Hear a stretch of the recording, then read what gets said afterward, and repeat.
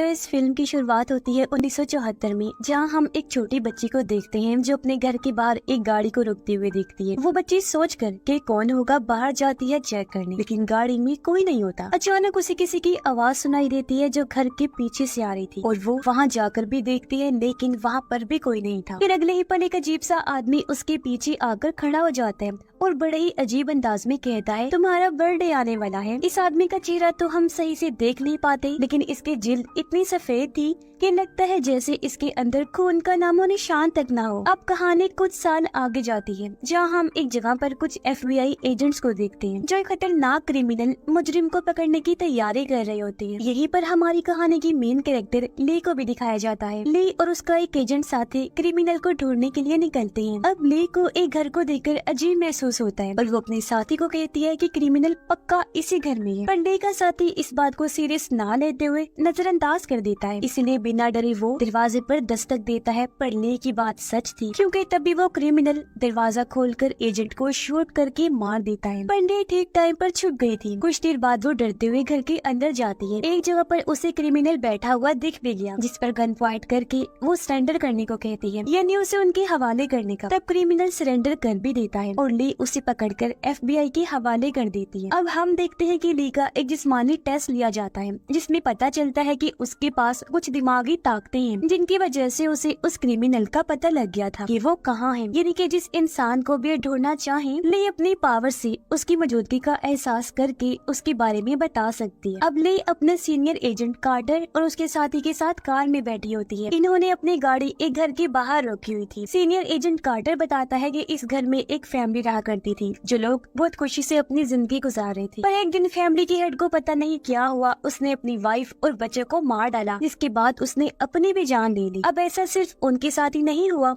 बल्कि पिछले कुछ सालों में बहुत सारी फैमिलीज के साथ बिल्कुल ऐसा ही हुआ है। फैमिली के हेड को कुछ होता है जिसमें वो सबको मारने के बाद खुद को भी खत्म कर लेता है। अब उन सारी फैमिलीज के घरों में से एक खत मिलता है, जिसमें कुछ अजीब कोड्स लिखे होते हैं। खत के आखिर में एक नाम भी लिखा होता है, लॉन्ग लेग्स। सारे खतों की राइटिंग भी एक जैसी ही थी, यानी लॉन्ग लेग्स नामी ये कोई शख्स है जो फैमिलीज के फादर के साथ कुछ करता है, जिससे वो सबको मारने के बाद अपनी भी जान ले लेता है। अब FBI को आज तक पता नहीं चला कि आखिर ये लॉन्ग लेग्स कौन है, क्योंकि उसे कभी भी किसी ने नहीं देखा था। तो इसीलिए अब वो चाहते थे कि ली इस केस को हल करे अपनी पावर्स की मदद से। ली ये देखकर हैरान होती है कि हर फैमिली में एक चीज सेम है, कि हर फैमिली में 9 साल की बच्ची होती है जिसकी बर्थडे 14 को ही होती है। अब ली एक बार फिर इन सभी सबूतों को इकट्ठा करती है। उसे पता चलता है कि जब फैमिलीज की मौत होती है तो इन सब के पीछे की वजह जो इनको खत लिखता है, यानी लॉन्ग लेग्स, वो उस घर में मौजूद नहीं होता, जिसका मतलब साफ था कि कोई तो ऐसा इंसान है जो इस काम में लॉन्ग लेग्स की मदद कर रहा था। खैर अब कार्टर ने ज्यादा ही शराब पी ली थी, इसलिए ली उसे गाड़ी के जरिए घर छोड़ने जाती है, जहाँ वो कार्टर की वाइफ और बेटी से मिलती है। कार्टर की बेटी उसे अपना रूम दिखाती है और कहती है कि मेरी बर्थडे आने वाली है, तो आप जरूर आइएगा। अब ली अपने घर वापस आती है और अपनी मॉम को कॉल करती है। हमें यहाँ पता चलता है कि ली का भी बर्थडे आने वाला है, लेकिन फिर अचानक कोई उसके घर का दरवाजा जोर जोर से पीटने लगता है। ली जैसे चेक करने जाती है,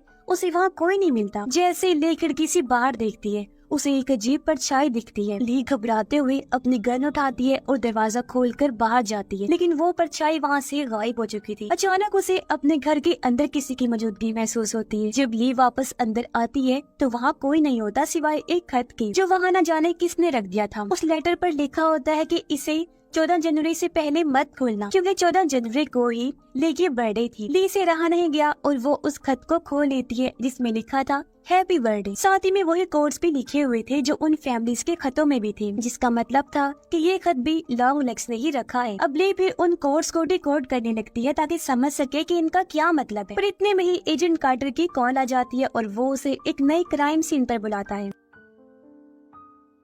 ये क्राइम सीन भी बहुत खौफनाक था, जहाँ लॉन्ग लेग्स ने एक और फैमिली को बहुत ही बेरहमी से मारा होता है। इस फैमिली को मरे हुए 1 महीना हो चुका था और इनकी लाशें बुरी तरह से सड़ चुकी होती। यहाँ भी वही पैटर्न मिलता है, जिसमें एक 9 साल की बच्ची थी और वो 14 तारीख को अपना बर्थडे मनाने वाली थी। कार्टर ये सब देखकर काफी डिस्टर्ब हो जाता है, क्योंकि ये पैटर्न अब खत्म होने का नाम ही नहीं ले रहा था। अब ली अपनी माँ को कॉल करके कहती है कि वो कुछ दिन तक मसरूफ रहेगी और हम सीधा बर्थडे पर ही मिलेंगे, लेकिन मॉम उसे कहती है कि बेटा रोज गॉड से प्रेयर्स किया करो, दुआएं मांगा करो, क्योंकि प्रेयर्स ही हमें डेविल शैतान से महफूज रखती हैं। ली बात को नजरअंदाज करते हुए कहती है उसे सब याद है और वो फोन रख देती है। अब ली वापस से अपने केस पर ध्यान लगाती है, उसे हल करने की कोशिश करती है। वो सभी सबूतों की तारीखों को कैलेंडर में मार करती है, निशान लगाती है, जहाँ उसे एक अजीब पैटर्न मिला जो एक उल्टे ट्रायंगल की शक्ल बनाता है, जो कि डेविल शैतान का एक निशान होता है। ये पैटर्न नामुकम्मल था। अब उसे मुकम्मल करने के लिए एक तारीख गायब थी और वो थी 13 तारीख, यानी आने वाले महीने की 13 तारीख को लॉन्ग लेग्स दोबारा किसी फैमिली का खून करने वाला था। लेकिन ये सारी बातें कार्टर को बताती है और उसे कहती है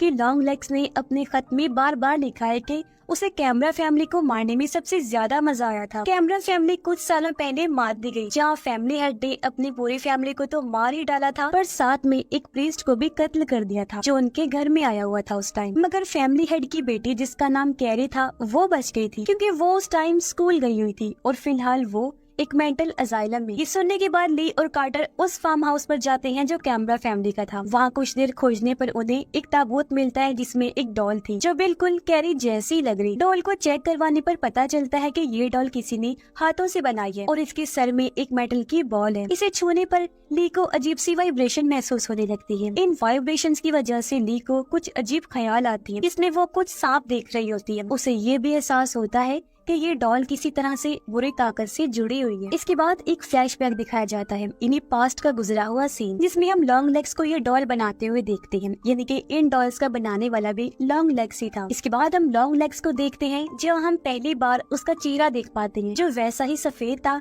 जैसा हमने कहानी की शुरुआत में देखा था। अब लॉन्ग लेग्स एक शॉप में जाता है कुछ सामान खरीदने। वो वहाँ अजीब हरकतें करने लगा और काउंटर पर बैठी लड़की से उसकी बर्थडे की डेट पूछता है। लड़की के सामने भी वो अजीबोगरीब हरकतें कर रहा था, जिसके बाद वो वहाँ से कहीं जाने लगता है। अपनी गाड़ी में बैठकर वो जोर जोर से चीखने लगता है, जैसे कि वो बहुत गुस्से में हो, शायद इस बात से कि उस लड़की की बर्थडे डेट 14 नहीं है। दूसरी तरफ ली और कार्टर कैरी से मिलने मेंटल असाइलम जाते हैं, जहाँ उन्हें पता चलता है कि कैरी की हालत पिछले 20 सालों से बहुत खराब थी। ना वो किसी सवाल का जवाब देती और ना ही कोई रिस्पॉन्स करती, इन्हें कोई भी हरकत। लेकिन कल का दिन अलग ही था, क्योंकि 20 सालों में पहली बार कोई उससे मिलने आया और कैरी अचानक से बिल्कुल ठीक हो गई थी और बातें भी करने लगी। अब जो शख्स उससे मिलने आया उसने अपना नाम रजिस्टर में ली लिखवाया था, लेकिन ली तो आज पहली मर्तबा यहाँ आई थी, जो बात काफी अजीब थी। इससे वो दोनों भी चौंक जाते हैं, पर गौर करने पर वो समझ जाते हैं कि ये लॉन्ग लेग्स था जो ही कैरी से मिलने आया और उसे ठीक कर दिया। पर उसने पकड़े जाने की डर से अपना नहीं बल्कि ली का नाम लिखवा दिया। ली अब कैरी से मिलती है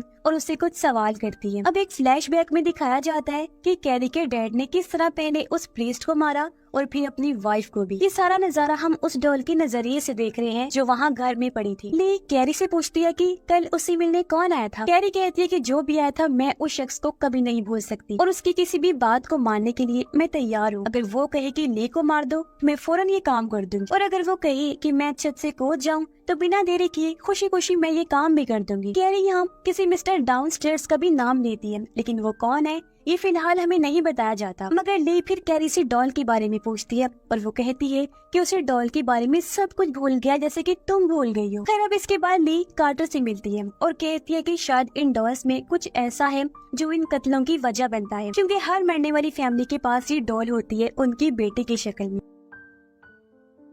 अब कई जगहों पर डॉल्स को जादू और किसी को अपने वश में करने के लिए इस्तेमाल किया जाता है, लेकिन कार्टर को इन बातों पर यकीन नहीं था। वो कहता है कि लॉन्ग लेग्स को तुम्हारा नाम कैसे पता, क्या तुम्हारा और उसका कोई ताल्लुक है? और वो चुप रही, कुछ नहीं कहती। कार्टर कहता है कि उसने ली की फाइल भी चेक की है और उसे ली की माँ के बारे में कुछ पता चला है। दरअसल ली की माँ ने ली के नाइफ बर्थडे से एक दिन पहले एक लंबे और सफेद आदमी के खिलाफ पुलिस में रिपोर्ट लिखवाई थी, पर जब इस बारे में ली से वो पूछता है तो वो कहती है कि मुझे इस बारे में कुछ भी याद नहीं। इसीलिए कार्टर ली को उसकी माँ से मिलने भेजता है। जब ली अपनी माँ के घर जाती है तो वो देखती है कि उसकी माँ काफी अजीब बर्ताव कर रही है। लेकिन मॉम उससे पूछती है कि क्या तुम अभी भी प्रेयर्स करती हो, इस पर ली जवाब देती है कि नहीं, क्योंकि प्रेयर्स से मुझे डर लगता है। ये सुनते ही उसकी मॉम जोर से हंसने लगी और कहती है कि तुमने सही कहा, प्रेयर्स किसी काम की नहीं होती। जो बात काफी अजीब थी, क्योंकि उसका पहले गॉड और प्रेयर्स पर यकीन था, पर अब उसका नजरिया बदल गया था। इसके बाद ली किचन में जाती है और उसे बेसमेंट में से एक कीड़ा निकलता हुआ नजर आता है। इसे देखते ही ली को फिर से फ्लैशबैक दिखाई देता है, जिसमें वो फिर से उन्हीं सांपों को देखती है,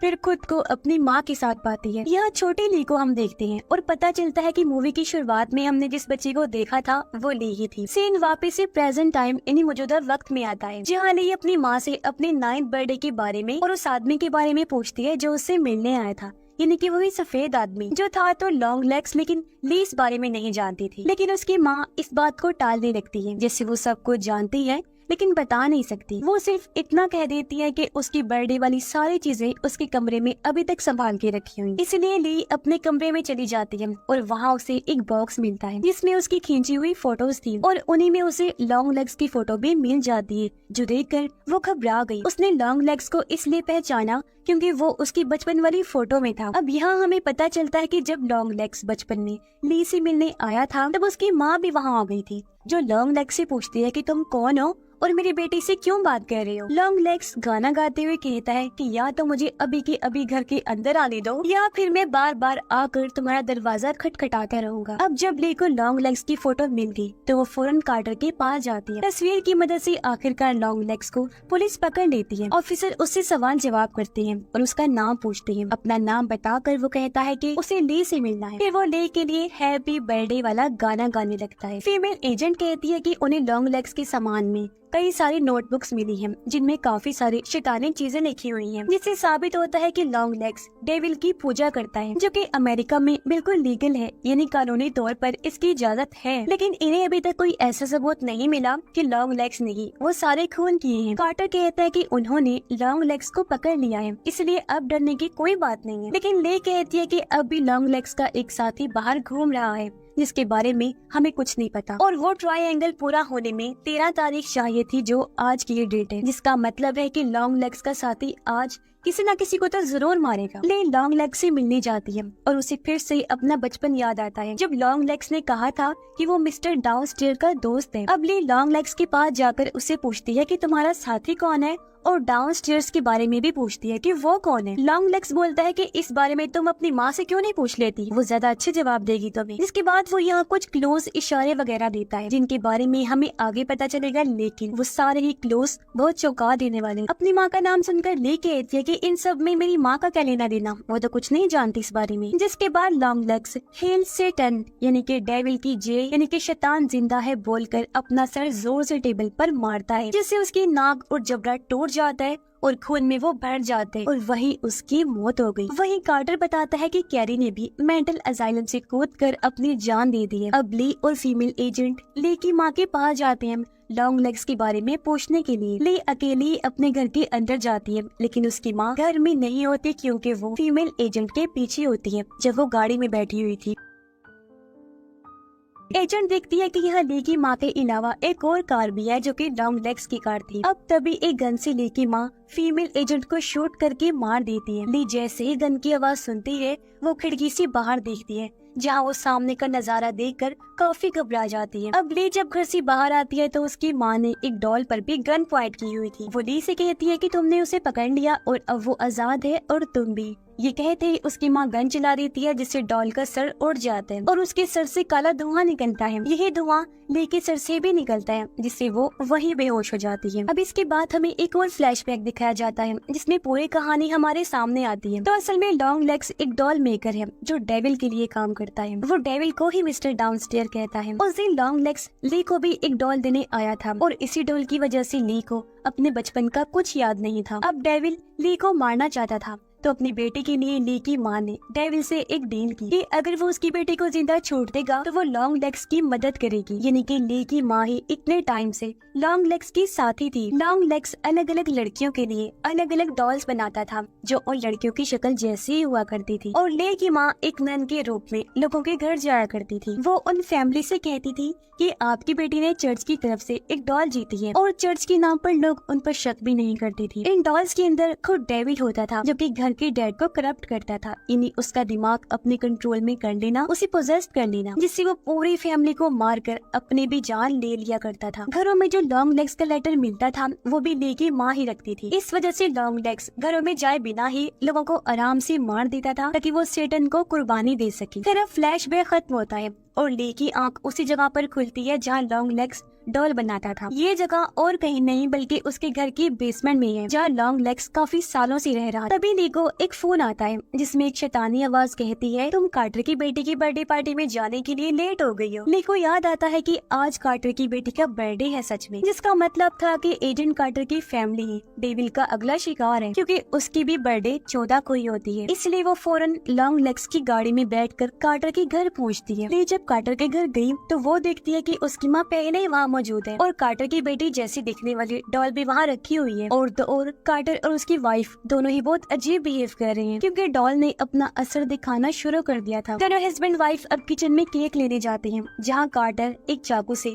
अपनी वाइफ पर वार करके उसे मार देता है, जिसके बाद वो अपनी बेटी को मारने के लिए उसे ढूंढता है, पर मजबूरन ली कार्टर को शूट करके उसे मार देती है। ये सब देखकर ली की माँ भी अपने बैग से एक चाकू निकालती है और कार्टर की बेटी को मारने के लिए आगे बढ़ती है, क्योंकि वो पूरी तरह से डेविल की गुलाम बन गई थी। लेकिन ली अपनी ही माँ को शूट करके उसे जान से मार डालती है। ली अब उस डॉल को भी शूट करने वाली थी, लेकिन उस गन की गोलियां खत्म हो गई थी, जिसके बाद ली अब बच्ची को यहाँ से चलने के लिए कहती है। बच्ची तो तैयार थी, लेकिन खुद ली रुक कर उस डॉल की तरफ घूरती रहती है, मानो जैसे उसे भी डॉल ने करप्ट कर दिया हो। जिसके बाद हम लॉन्ग लेग्स को देखते हैं। जी हाँ, वो मरा नहीं था, अभी जिंदा था, जो कह रहा होता है हेल सेटन और बुरी तरह हंसने लगता है, जिससे हम समझ पाते हैं कि कुछ भी खत्म नहीं हुआ, बल्कि फैमिलीज की मौतों का सिलसिला तो एक बार फिर शुरू होने वाला है, क्योंकि लॉन्ग लेग्स भी जिंदा है और लेके हाव भाव देकर लग रहा है इसे वो भी करप्ट हो गई है और अब अपनी माँ की तरह वो भी लॉन्ग लेग्स का साथ देगी। क्योंकि ली की बर्थडे भी 14 को होती थी, तो इसलिए डेविल उसे मारना चाहता था, पर क्योंकि उसकी माँ ने शैतान से डील कर ली थी, इसलिए उसने ली को नहीं मारा, क्योंकि उसकी माँ लॉन्ग लेग्स का साथ दे रही थी।